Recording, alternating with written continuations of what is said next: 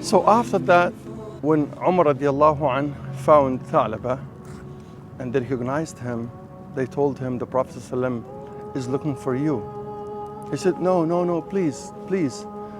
Did Allah subhanahu wa ta'ala reveal any Quran about me? Did Allah subhanahu wa ta'ala mention me amongst the hypocrites? And Umar said, we don't know anything of that. But all what we know, the Prophet ﷺ is looking for you. He said, please don't take me there. They said, no, we have to. And then they took him and he said, please take me home. So they took him to his house and he was resting there. And then they went and reported this to the Prophet ﷺ. They said, Prophet of Allah, we found him and he's in a very bad physical condition and he's crying all the time. So if you want to go and visit him, please. And the Prophet ﷺ went to his house. And when the Prophet ﷺ saw him, he sat down and he put his head on his thigh. And Thalaba was crying. He said, Prophet of Allah, did Allah subhanahu wa ta'ala reveal any Quran about me? Did Allah subhanahu wa ta'ala mention me amongst the hypocrites? And the Prophet ﷺ said, no.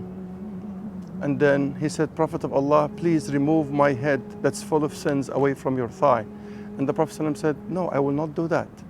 And then Thalaba told him what happened. Thalaba told him about the sin that he's committed. And this is why he feels so bad. And then he said, Prophet of Allah, please make dua for me. And the Prophet ﷺ asked him, how do you feel? He said, I'm so scared because of my sin. And he said, what do you hope for? He said, I hope for the mercy of Allah subhanahu wa ta'ala. Then the Prophet sallallahu alaihi wasallam said, oh Allah, secure him from whatever he's afraid of. And oh Allah, give him what he hopes for. And then at that point, Thalaba said, Prophet of Allah, I feel as if there are ants running all the way between my bones and my flesh. And the Prophet ﷺ said, that's death.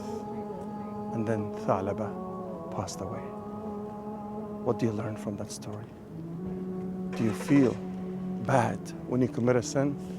Do you feel regretful? Or we do it one time, another time, and we never feel anything? Do we have a living heart like Thalaba?